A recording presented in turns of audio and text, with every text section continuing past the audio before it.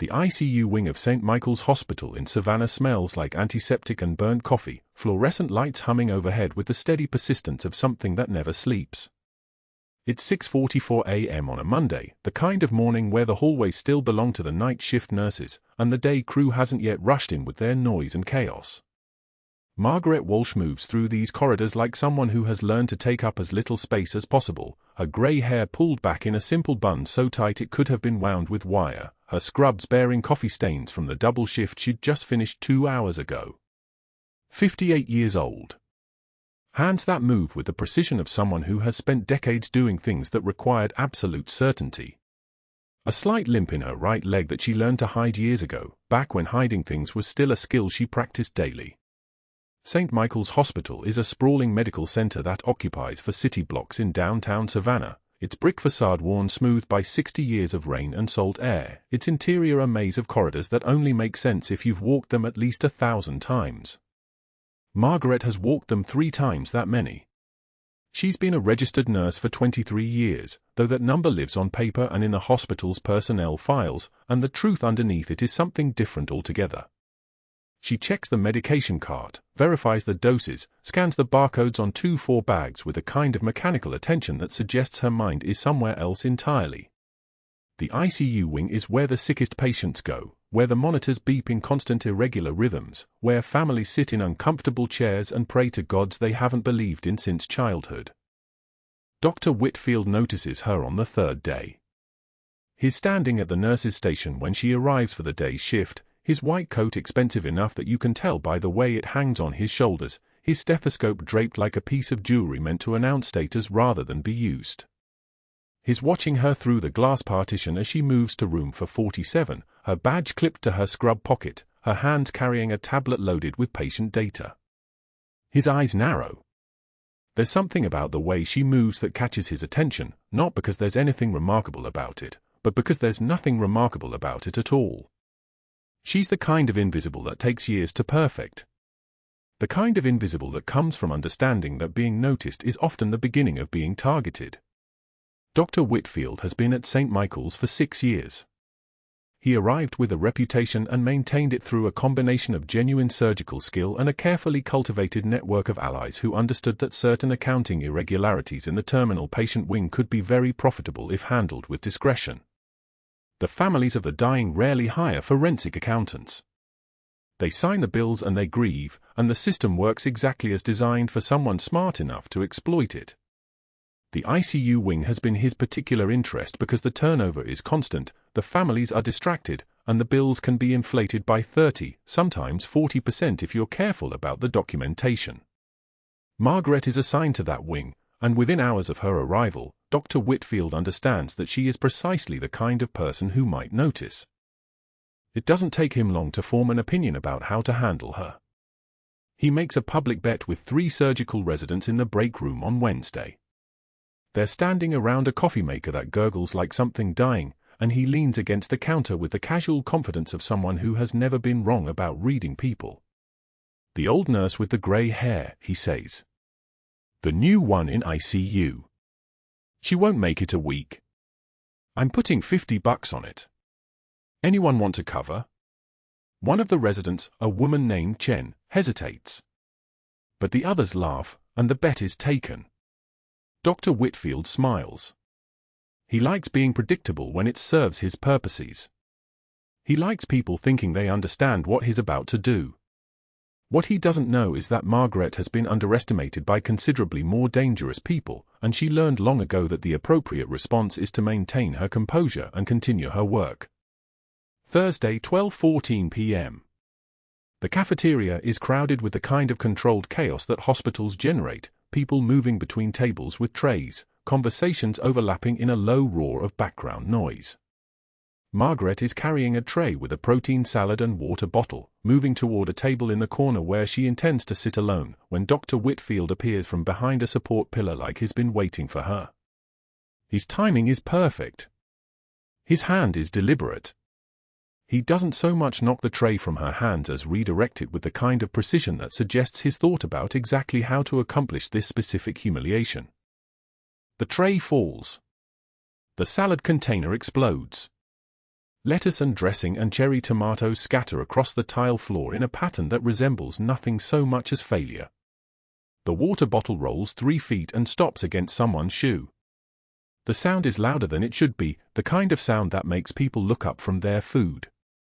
The cafeteria goes quiet in that particular way that only happens when someone has been publicly shamed, and the silence is worse than noise because everyone knows what it means.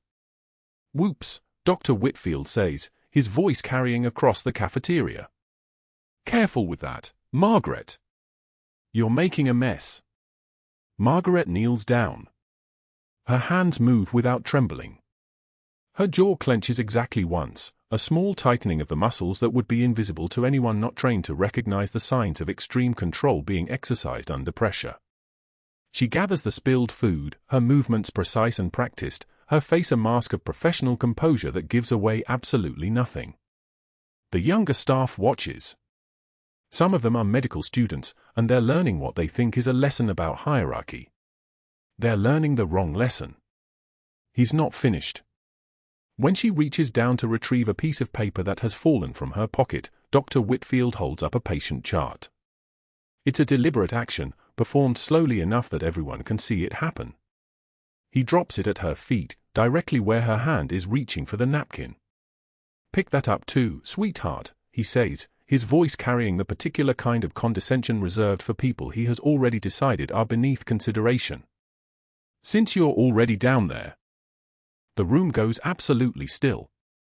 The fluorescent lights hum above them. Someone's pager beeps in the distance. Margaret's hands move on their own. She picks up the chart. She stands. She looks directly at Dr. Whitfield with eyes the color of a winter sky, and she doesn't say a word. The silence that follows isn't submissive. It's controlled. It's the kind of silence that comes from someone who understands that speaking would give him a satisfaction he doesn't deserve, and she's been trained in the art of refusing to give her enemies satisfaction. She returns to her rounds. The salad remains uneaten. The other nurses pretend they didn't witness anything. Dr. Whitfield returns to his office with the certainty of someone who believes he has successfully established dominance, and he marks a mental note that the old nurse with the grey hair will be gone by next week. The bet is essentially won. What he hasn't considered is that Margaret Walsh has survived things that would have broken an ordinary person into pieces so small they could never be reassembled. She has been shot at. She has held people's lives in her hands while explosions rattled windows and the ground shook with artillery. She has made decisions that sent people into danger, decisions that saved lives and decisions that didn't. An insult in a cafeteria at noon is not the worst thing she has ever experienced. It's barely even interesting. Room for 47 is her assignment from 1:13 p.m. until the end of her shift. The room is quiet, lit by a single window that overlooks the parking garage, the afternoon sun coming in at an angle that makes everything look slightly unreal. There's a hospital bed, a ventilator humming softly in the corner, monitor screens displaying vital signs in constant flux. The patient's name is Connor. First name only in her initial briefing, though his full name is Connor Matthews, and he's 26 years old, and he used to be a ranger with the 75th Regiment before an IED in Ramadi in 2004 turned his life into something unrecognizable. Connor lies unconscious. His right arm is positioned at his side, and on his forearm, just above his wrist, there's a tattoo. It's faded the way tattoos fade when they've been exposed to desert sun for years, when they've been covered and uncovered and covered again, when they've become part of skin that has healed from injuries most people can't imagine. The tattoo reads M. Walsh, Ramadi 2004 in lettering that suggests it was done in a tattoo parlor by someone who understood that some names carry weight. Margaret stops at the foot of his bed. Her hands are steady as she reaches for his chart, steady as she reviews his vitals, steady as she reaches out and touches his wrist to feel for a pulse. His eyes don't open. His breathing is mechanical, assisted by the ventilator, a rhythm that has nothing to do with the person he used to be. The traumatic brain injury that brought him here was severe enough that it took all of him, his memory, his ability to recognize faces, his capacity to understand where he was or how he got here. The doctor said he might recover some function. They didn't say he would recover all of it. They didn't say he would remember anything at all. Margaret reaches into her scrub pocket with her free hand and pulls out a tarnished military challenge coin. It's worn smooth from years of being handled, the inscription on its face almost completely erased by time and sweat and the salt air of deployments in places that don't appear on civilian maps. She holds it for exactly 3 seconds, her thumb running across its worn surface, her face completely expressionless. Then she puts it back in her pocket and continues her assessment of Connor's vitals, her eyes tracking across the monitors, her hands checking lines and leads with the kind of mechanical efficiency that suggests she's done this 1,000 times before. She has done this more than 1,000 times. The afternoon light fades as she continues her rounds, moving from one patient to the next, checking monitors, adjusting medications, updating charts, her presence so unremarkable that people in the hallway sometimes fail to notice her standing directly in front of them. By the time the day shift ends at 7:19 p.m., Dr. Whitfield has already collected his $50 from the surgical residents, confident in his prediction that the old nurse with the coffee stains will be gone by next week, unable to handle the pressure or the disrespect or the simple reality of working in a hierarchy where some people matter more than others. What he doesn't know is that Margaret has been building tolerance for disrespect since the day she was 18 years old and raised her right hand in front of a recruiting officer. What he doesn't know is that Connor Matthews is the reason she's been at St. Michael's for the past 6 months, living in a borrowed apartment with an empty refrigerator, working double shifts for nurses' wages that barely cover rent. What he doesn't know is that the tarnished challenge coin in her pocket is the only thing she has left from a deployment that took everyone else away. The break room at St. Michael's smelled like burnt coffee and the particular despair of people who'd been awake for too long. Dr. Whitfield stood near the refrigerator, surrounded by surgical residents and nursing staff, his voice pitched loud enough to carry authority without effort. Margaret was at the sink, rinsing her coffee mug, her grey hair pulled back in the same simple bun she'd worn every day that week. The fluorescent lights hummed their relentless mechanical song above them. "I give Grandma 3 days before she realizes she's past her expiration date," Whitfield announced, his eyes flicking toward Margaret as if she were a worn-out appliance someone had donated to the hospital. One of the residents laughed, that particular bark of laughter that signals permission had been granted. Margaret didn't turn around. The mug filled with water.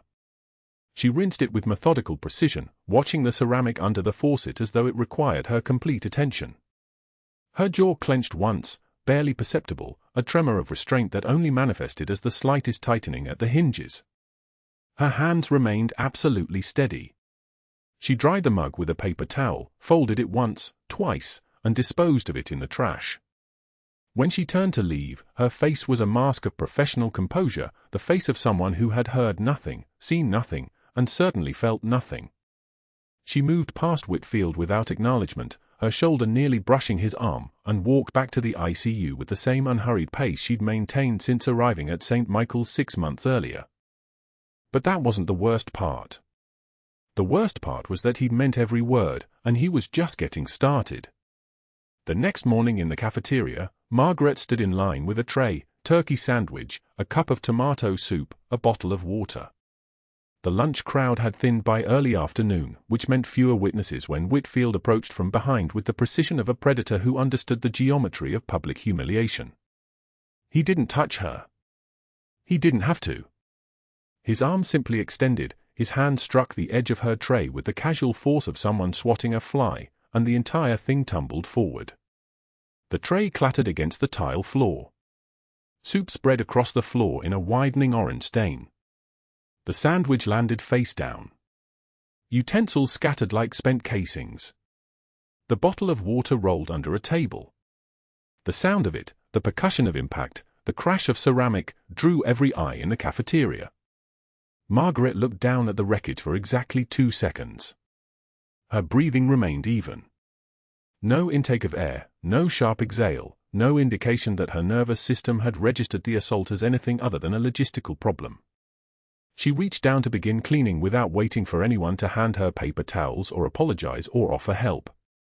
Whitfield watched, his expression anticipatory, waiting for something to crack. "Pick that up, sweetheart, since you're already down there," he said, dropping a patient chart at her feet with the casual cruelty of a man who'd never experienced consequences. The chart landed with a sharp slap against the tile. Margaret gathered the papers methodically, stacking them with the same care she'd use with actual documents, not angry sorting, not resigned sighing, just methodical assembly of disordered materials. She stood, the chart in her hands, and met his eyes for exactly 1 second. Her gaze was steady. Her expression was blank. "Excuse me, doctor," she said flatly, stepping around him as though he were furniture. She walked to the nurse's station, placed the chart where it belonged, and continued to room for 47 to check on Connor's vitals, leaving Whitfield standing in the cafeteria with his audience crumbling, the public spectacle having produced zero visible damage. Later that week, during rounds on the ICU floor, Whitfield cornered her near the medication cart.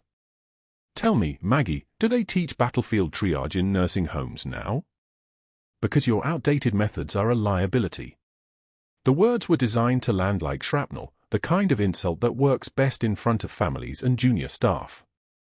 There were 3 medical students within earshot, a family member standing outside room for 49, a resident charting at the nearby desk. Margaret's hands remained exactly where they were on the medication cart.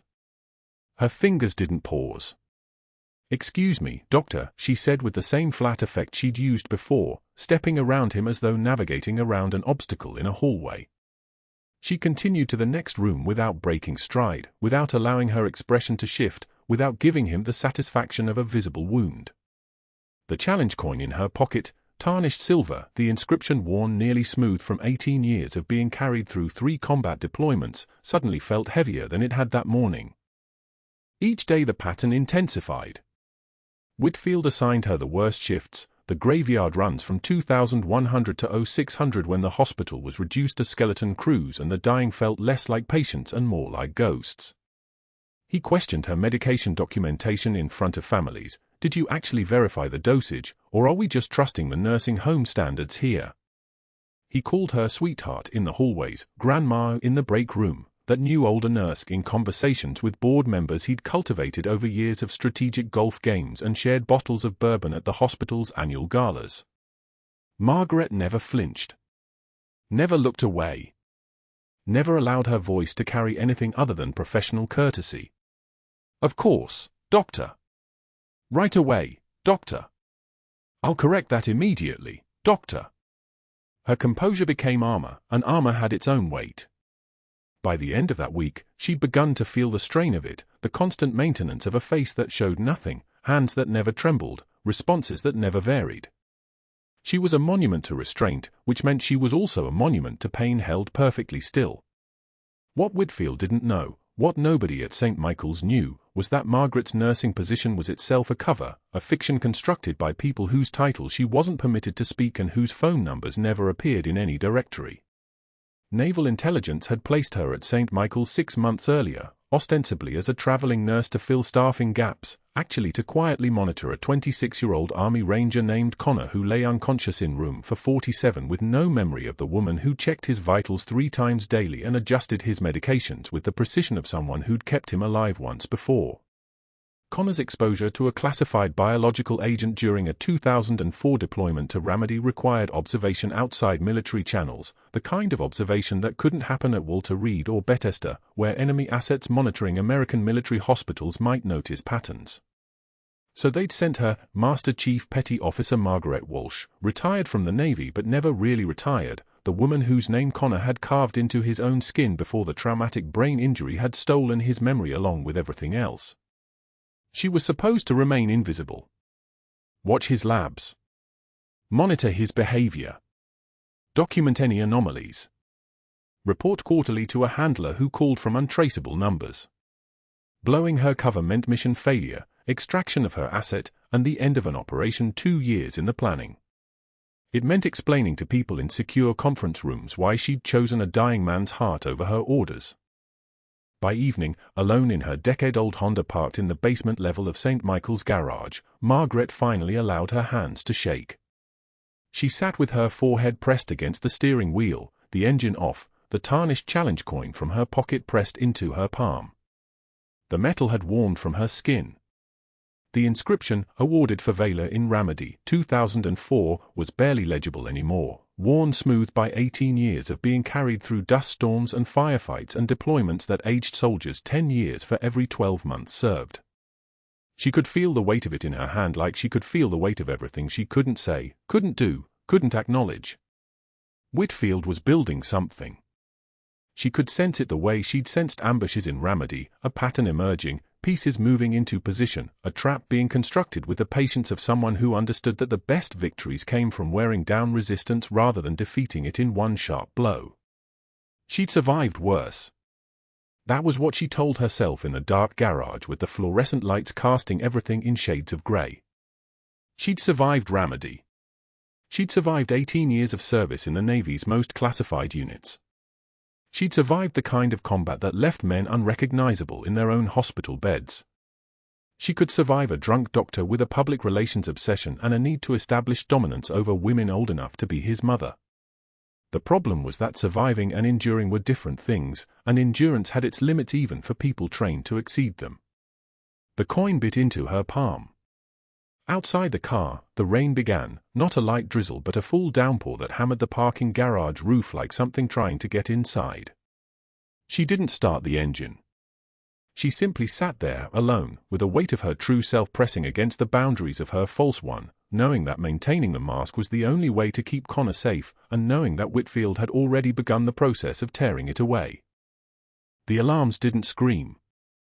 They wailed. 0300 hours on a Tuesday, and the cardiac monitor in room for 47 descended into the kind of chaos that separated nurses from soldiers. Margaret heard it from the hallway, that particular rhythm that meant the heart was drowning in its own fluid, every pump becoming less effective, the body's most vital organ slowly suffocating inside the pericardial sac. She was already moving before the overhead code announcement crackled through the hospital's ancient intercom system. Her feet knew the way. Her hands knew what was coming. Connor's body had betrayed him. The traumatic brain injury that had stolen his memory had done nothing to stop the subtle bleed into the space surrounding his heart. Now his blood pressure was collapsing. Systolic dropping like a stone in dark water. 120, 110. 98, the monitors showed the problem with brutal clarity, electrical activity present but no adequate perfusion. Pulseless electrical activity. The body's lights were on but nobody was home. He had minutes. Maybe less. Margaret hit the code button as she entered room for 47, her voice steady, clinical, the voice of someone who had done this before in circumstances the hospital would never know about. We have cardiac tamponade. He's in PEA. I need a crash cart, I need the defibrillator pads, and I need a physician. Now. The younger nurses moved with the frantic energy of people who'd never lost someone they were truly trying to save. Margaret's movements were different. Economical. Precise. She was already assessing the landmarks on Connor's chest, her mind calculating angles and distances with the same accuracy she'd once used for very different purposes in very different rooms. The attending physician should have been here. Should have been awake, available, ready. Margaret knew where Dr. Whitfield was because she'd checked his schedule 3 times already during her shift. She knew the on-call room number. She knew that at 0247 hours, he'd gone there carrying a bottle of something amber in a paper bag. She also knew that waking him now meant waiting for him to find his shoes, find his clarity, find the professional composure he was currently drowning in alcohol. Connor didn't have time for that. She left the room at 0304 hours. The nurses would maintain compressions, maintain the 4 lines, maintain the facade of control. The monitors continued their terrible song. Margaret moved through St. Michael's corridors like water finding the lowest path, every footfall silent despite the urgency, her mind already committed to a decision that would change everything.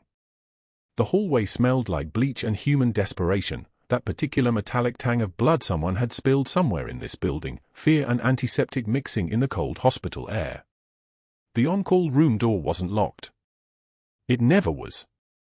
Dr. Whitfield lay on the narrow bed, one arm across his eyes, the bottle on the nightstand half empty and catching the light like an accusation. Margaret didn't hesitate. She didn't shake him. She spoke once, her voice dropped to a register that carried authority without waking the entire floor. Dr. Whitfield. Room for 47. Cardiac arrest. Now. He came awake like a man resurfacing from a drowning. Confused. Slow. His eyes took for full seconds to focus on her face, and then they narrowed with something between annoyance and calculation. He reached for his glasses on the nightstand. There's a resident on duty. Page him. Resident is in surgery. You're it. Room for 47. Army Ranger, 32, traumatic brain injury, presentation is pericardial tamponade. We're losing him. Margaret's delivery was flawless. Just facts. Just numbers. Just the clinical information a physician needed to make a decision, and the implicit message underneath: every second you lie here, his blood pressure drops another 10 points. Whitfield sat up, the movement slower than it should have been. His shirt was wrinkled, his hair disheveled, but his eyes were clearing. She could see the calculation happening behind his pupils. A dying patient. An old nurse who shouldn't be capable of making clinical assessments. A liability walking out of his on-call room. She turned and walked back toward the ICU before he could formulate whatever response was building behind his teeth. She didn't wait for him. Didn't need to. He would come. The alternative was losing a patient and answering for it in the morning. Room for 47 was controlled chaos the way a fighter jet cockpit is controlled chaos, every movement purposeful, every person knowing their role, the machines talking to each other in the language of vital signs and desperate biology. Margaret was already pulling supplies when she heard his footsteps, still unsteady, still carrying the ghost of whatever he'd been drinking. He stopped in the doorway, took in the scene, compressions in progress, for lines running, a nurse with her hand on a surgical pack, another nurse already unzipping a sterile field. What's the rhythm? Whitfield's voice had taken on the forced clarity of someone trying very hard to sound sober. PA for 2 minutes. Blood pressure undetectable. He's in tamponade. We need to decompress the pericardium or we lose him. Margaret was already positioned at the bedside, her hands moving with the kind of muscle memory that made decisions before the conscious mind could raise objections. She had a 14-gauge angiocath needle in her hand, her fingers already finding the intercostal space, the narrow gap between ribs where she could slide the needle through the chest wall and into the pericardial sac where Connor's blood was slowly crushing his heart. Whitfield's face went very still. She could see him processing what was about to happen, recognizing in Margaret's stance and preparation the unmistakable signature of someone who'd done this before. Not in a hospital. Not with witnesses. His mouth opened as if to object, to claim his territory, to remind her of her place in the hierarchy. But Connor's monitor showed systolic at 68 and falling, and there was no one else in the room with the authority to stop what was already inevitable. Margaret's hands moved to the second intercostal space, mid-clavicular line, the landmark burned into her muscle memory from a field training that no civilian nurse should possess. The needle went in with the practiced confidence of someone who understood anatomy the way a surgeon understands canvas. There was no hesitation. No tremor. No doubt.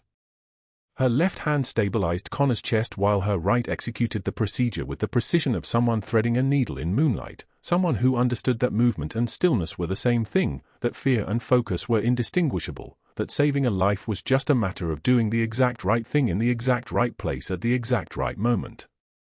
The hiss of air escaping. The immediate change in the monitors. The heart rate stabilizing. Blood pressure climbing like a man pulling himself up from a pit. 78/54. Climbing. Climbing. 89/62. Sinus rhythm establishing. The monitors shifted from the screaming chaos of crisis into the steady beeping of restored life. Connor's oxygen saturation began climbing back toward acceptable ranges. The room held its breath collectively, and then the younger nurses released it, the tension draining out of them the way water runs from a struck vessel. Margaret stepped back from the bedside, the used needle already disposed of in the sharps container, her hands dropping to her sides with the same composure they'd maintained throughout. She didn't look at Whitfield. Didn't acknowledge the fact that she'd just taken an action that belonged in his hands, that she'd just crossed a line between nurse and physician that hospital policy had drawn in permanent ink. She was already assessing Connor's chest, already documenting the procedure with clinical precision, already moving on to the next thing that needed doing. It was Dr. Whitfield who didn't move. He stood in the doorway, watching her work, his eyes running through calculations that had nothing to do with cardiac function and everything to do with what he'd just witnessed. A nurse performing an emergency pericardiocentesis. A nurse executing a procedure that required knowledge she shouldn't possess. A nurse whose hands had been steady as surgical lasers, whose movements had been economical and practiced, whose entire being had broadcast the terrifying competence of someone who'd done this before in the field, in the dark, under conditions that would have broken most people's minds. She could see the moment he understood that Margaret Walsh represented a threat to more than just his professional reputation. She could see it in the way his jaw tightened, the way his eyes began calculating damage, the way he turned and left the room without a word. He would spend the next 3 hours making phone calls. 3 calls to board members. 3 conversations that began with, "We have a serious problem," and ended with, "I need this contained by morning, or we're all exposed." But that wasn't the worst part. The worst part was what happened when Whitfield reviewed Margaret's documentation at 0345 hours, when he read through her notes with the precision of a man searching for ammunition. He saw the procedure documented. He saw the clinical assessment that preceded it. He saw the evidence that Margaret Walsh had not just performed an unauthorized procedure, she'd done it with the competence of someone with training that no hospital-credentialed nurse should possess. And in that moment, standing in the pre-dawn darkness of his office, Dr. Whitfield made a choice that would hollow out everything he'd built.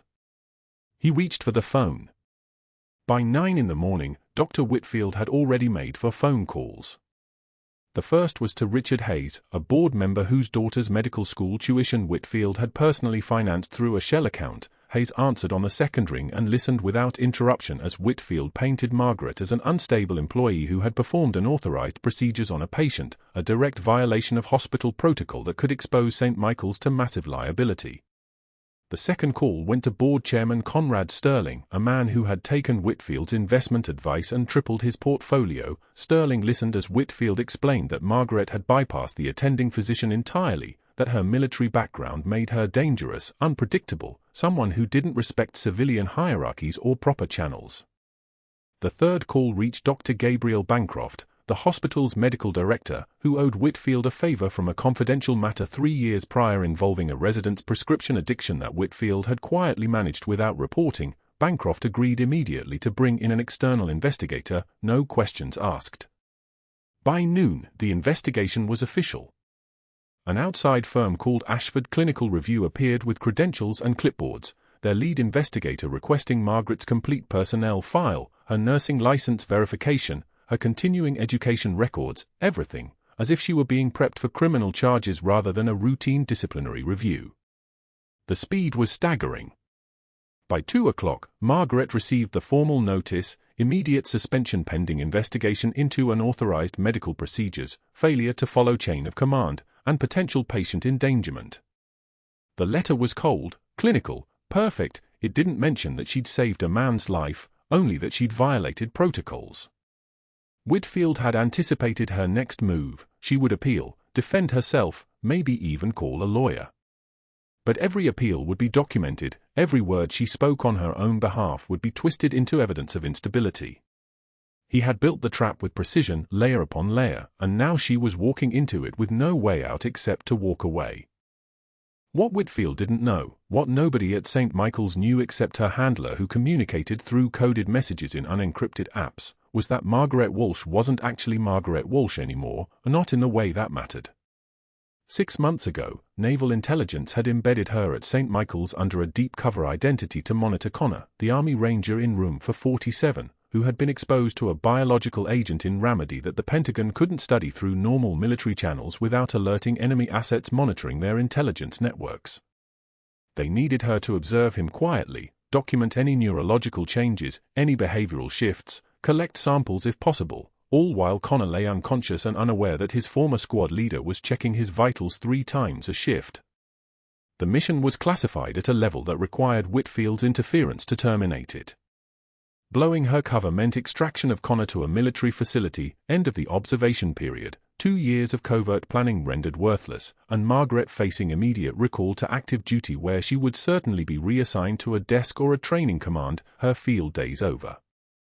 But some oaths ran deeper than operational orders. The oath she'd taken when she carried Connor 3 miles through machine gun fire.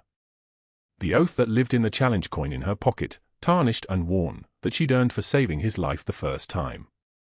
You didn't let the system break someone who'd bled for you. You didn't walk away.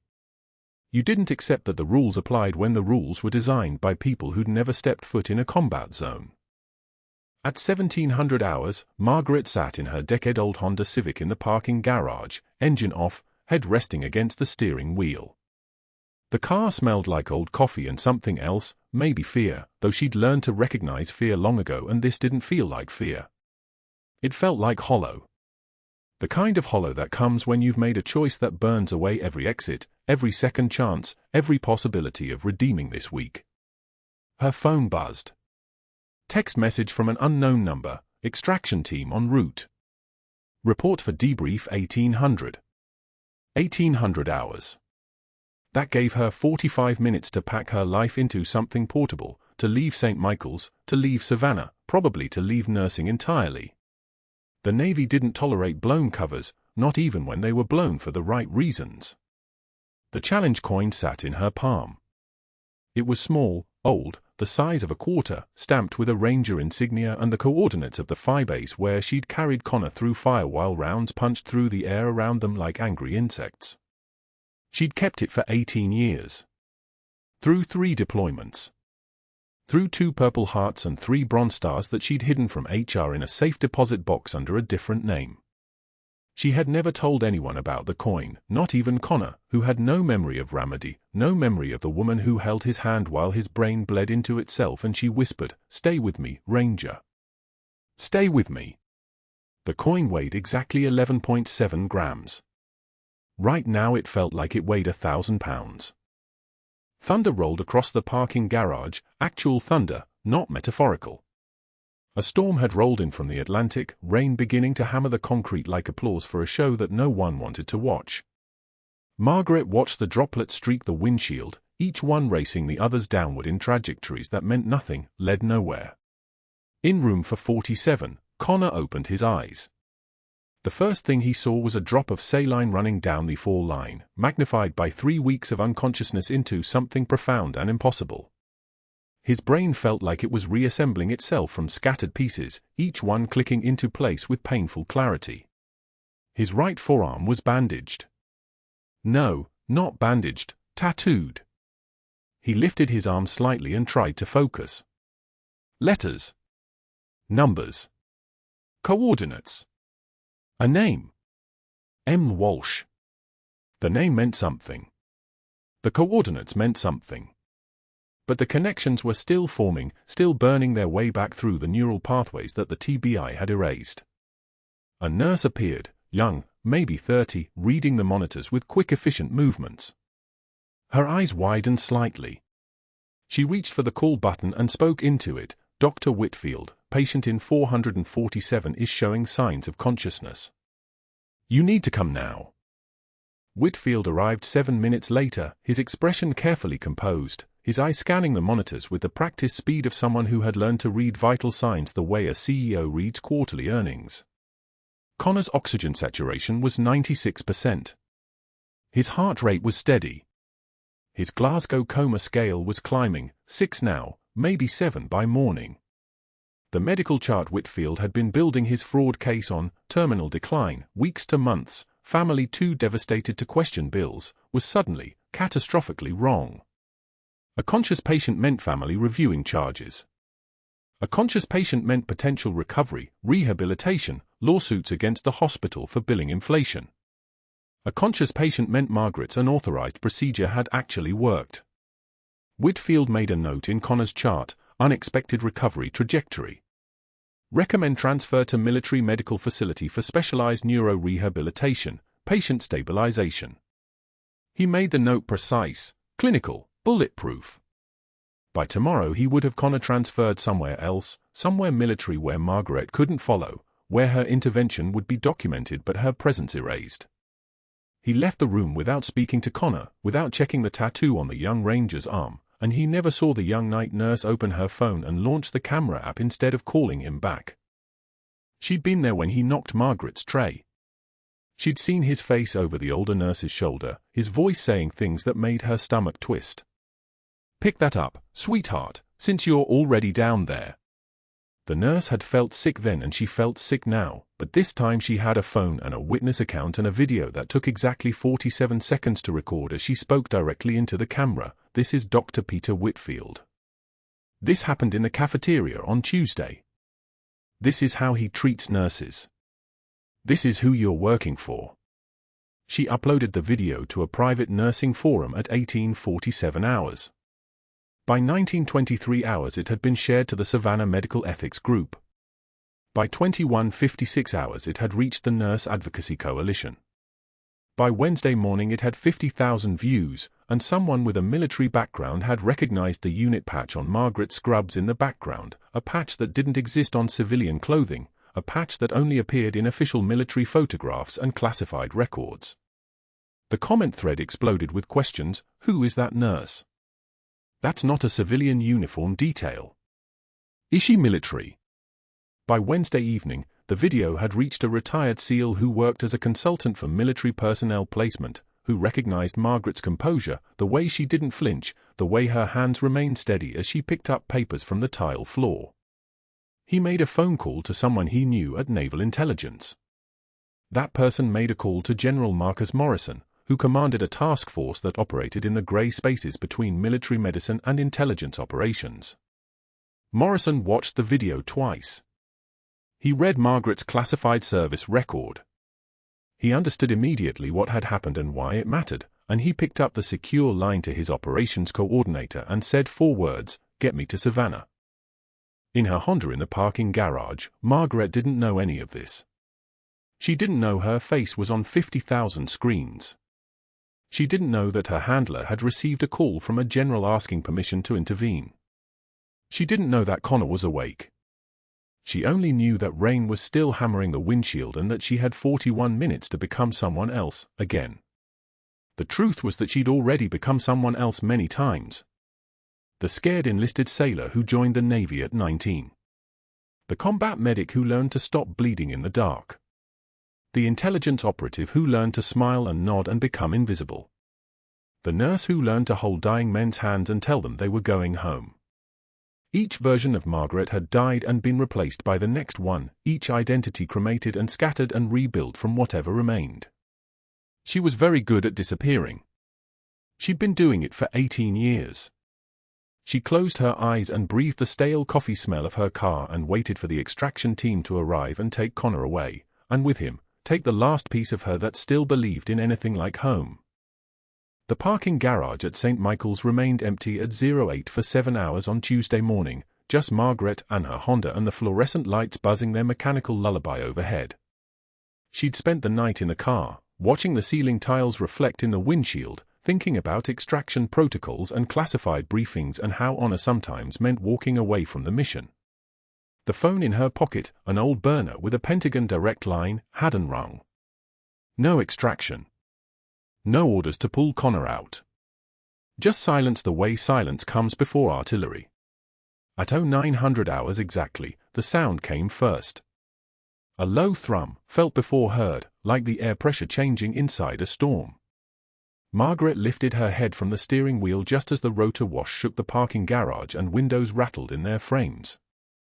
3 black SUVs pulled beneath the hospital's main entrance in formation, tires precise on the concrete, followed by a personnel transport that had United States Marine Corps stenciled in white letters across its side.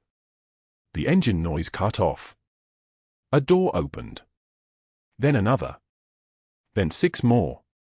She could see them from her vantage point for levels above the main entrance. Marines in dress blues, moving through the lobby with the fluid precision of apex predators who'd trained for this exact moment 1,000 times before. The lobby itself seemed to shrink around them. A young woman at the reception desk looked up from her computer and went very pale, her hand fumbling for the phone before a Marine lieutenant raised one hand, not aggressively, just a command, and said something she couldn't hear from this distance. But his lips formed the words clearly enough: Master Chief Petty Officer Margaret Walsh. Chief Walsh by her call sign. The security guard was Jerome Holloway, a former Army sergeant who'd worked the night shift for 4 years. Margaret watched him from her car as he went the color of old milk, his hand freezing halfway to his duty belt. He knew what that rank meant. He knew what a call sign meant. He knew that something had just shifted on its axis and was beginning to fall toward a very specific ending. Holloway escorted them to the administrative floor. Margaret could follow his path by watching the elevator bank light up in sequence: 3rd floor, 4th floor, 5th floor. She sat motionless in her car, hands on the steering wheel, and waited. The tarnished Ramadi challenge coin in her scrub pocket suddenly weighed 1,000 pounds again. Dr. Whitfield was in the middle of explaining to the hospital board why Margaret Walsh represented a liability when the elevator doors opened and Jerome Holloway's voice cut through the conference room like a blade. "Sirs, that nurse you suspended is Master Chief Petty Officer Margaret Walsh, Navy Cross recipient." The room went dead silent. The kind of silence that comes when gravity reverses direction. A 2-star general in dress blues stepped through the doorway, his uniform immaculate, his bearing the kind of presence that makes the air pressure change. General James Morrison carried a manila folder thick with documents, and his voice when he spoke carried the weight of the Pentagon itself, reading aloud as if each word was being entered into a permanent record. Master Chief Walsh completed 3 combat deployments to Ramadi and Kandahar between 2003 and 2009. Bronze Star for Valor in 2005. 2nd Bronze Star in 2007. 18 years of Special Operations medical support spanning for combatant commands. He paused, letting each medal settle into the room like stones sinking through water. Her medical credentials are impeccable. Her service record is exemplary. Her character is unimpeachable. Dr. Whitfield's face had gone the color of old paste, the kind of color that suggests the internal organs have simply stopped receiving signals from the brain. His mouth opened. Closed. Opened again without producing sound. The elevator doors opened a second time. 2 nurses wheeled Connor in his wheelchair onto the 5th floor, and he looked at the assembled board members with eyes that had traveled through darkness and found their way back. His right forearm bore the name in faded ink, M. Walsh, Ramadi 2004, and when he lifted that arm, his voice came out halting but present, each word fought for and earned. "She carried me. 8 clicks through enemy fire. I was dead. She brought me back." 10 seconds of silence followed. The kind of silence where you can hear the fluorescent lights hum their drone note, where you can hear breath catch in throats, where Dr. Richard Whitfield's entire institutional existence ceased to mean anything at all. Then General Morrison turned to him. Not slowly. Not with ceremony. Just turned and looked at him the way one looks at something that has already ceased to exist. "You made a public bet that Master Chief Walsh would quit within 1 week. You removed her meal tray in the hospital cafeteria and humiliated her in front of staff. You fabricated discipline reports and initiated her suspension within hours of learning her true role here." The general's voice remained level, conversational even, which somehow made it more devastating. "Did you think that was going to end well for you?" Whitfield's attorney stood up from the corner of the room, a slim woman in a grey suit who looked like she'd suddenly realized she was representing the losing side of a war. "General, with respect, my client has a right to." A board member's phone buzzed. Then another. Then 3 more. Heads bent in unison. The silence fractured into gasps. The video had reached its 3 millionth view 12 hours earlier. The cafeteria incident, shot by a 3rd-year medical student on what was supposed to be a routine Tuesday lunch shift, Dr. Whitfield's voice clear as a bell, pitched for mockery. "Pick that up, sweetheart, since you're already down there." Margaret on her knees, gathering papers with hands that didn't shake. The camera steady. The audio pristine. The absolute humiliation of a man who thought invisibility made someone powerless instead of dangerous. The video had been watched by medical students, resident physicians, nursing associations, and by Tuesday morning at 0621 hours, by Dr. Elizabeth Chen at Johns Hopkins, Whitfield's medical school mentor and the physician who had written his recommendation letter 23 years prior. Chen had taught him anatomy and ethics in a sequence they'd called the Foundation of Care. She'd watched 30 seconds of the video and felt 18 years of mentorship collapse. Her statement appeared on the Hopkins alumni page at 0804 hours. I am appalled and deeply ashamed. I taught Richard Whitfield medicine, but I failed to teach him humanity. I formally withdraw my endorsement of his character and disavow any association with his professional conduct. I apologize to the victim in this video and to everyone he has harmed. The statement triggered an automatic ethics review at the state level. It also triggered phone calls. A lot of phone calls. By noon, the hospital's compliance office had begun pulling billing records. By 14:30 hours, patterns had emerged with startling clarity: terminal patients flagged for unnecessary procedures, inflated charges, kickbacks from medical suppliers documented in encrypted emails. 18 months of fraud, easily traceable, profoundly incriminating. The state medical board suspended Whitfield's license at 1900 hours. Insurance fraud investigators arrived Thursday morning with federal warrants. His attorney advised immediate resignation and full cooperation. By Friday, his office had been emptied: diplomas, awards, a crystal sculpture from his country club, all of it loaded into boxes that seemed somehow much heavier than they should have been. The parking garage at night. The same fluorescent lights. The same cold concrete. Whitfield's hand shaking as he loaded the last box into his Audi, and he looked nothing like a man who'd had a network of influence and favor. He looked like a man who'd suddenly become invisible, and unlike Margaret, he hadn't chosen it. The invisibility had chosen him, and it felt like drowning in plain sight. St. Michael's Chapel was full 6 weeks later. Margaret stood in her navy dress blues, Master Chief anchors gleaming, while General Morrison pinned the Defense Distinguished Service Medal to her chest. The medal caught the light from the stained glass windows, brilliant red and white and blue, and she felt the weight of it settle against her heart, official and public and real. Connor stood beside her in his Army Ranger uniform, his right arm at his side, that old tattoo visible beneath the short sleeves, and his jaw was set with the kind of resolve that only comes from the other side of death. The hospital's chief medical officer offered a public apology and a formal reinstatement with full back pay. Naval intelligence had already cleared her for return to active operations. The Defense Distinguished Service Medal would go in a frame at her parents' house in Arlington. But the tarnished Ramadi challenge coin, the one she'd carried for 18 years, the one that had belonged to the first soldier she couldn't save, that stayed in her pocket. During the ceremony, while photographers captured the moment, her thumb found that coin and rubbed its worn surface. Not shiny. Not official. Just real. After the ceremony, when the uniforms had dispersed and the chapel had cleared, Connor approached her privately.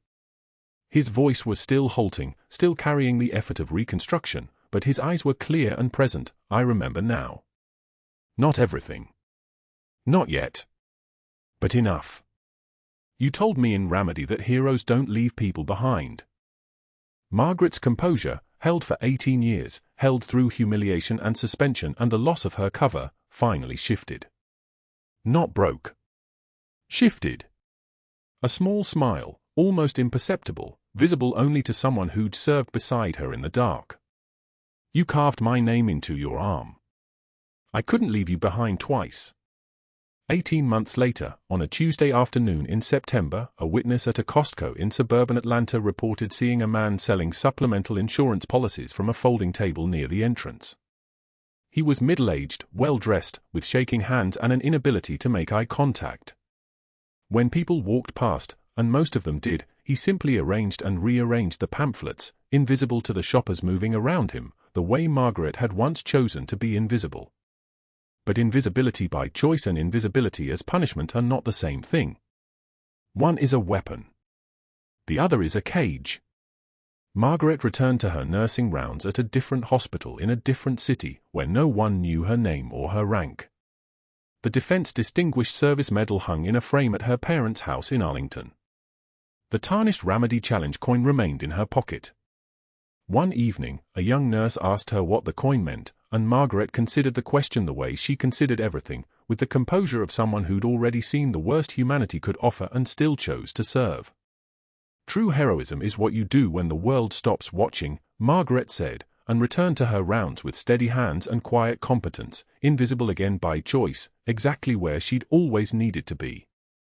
If you've ever seen heroism hiding in plain sight, if you've ever misjudged someone by their appearance, if you've ever wondered what invisible service really means, subscribe for more stories of quiet warriors.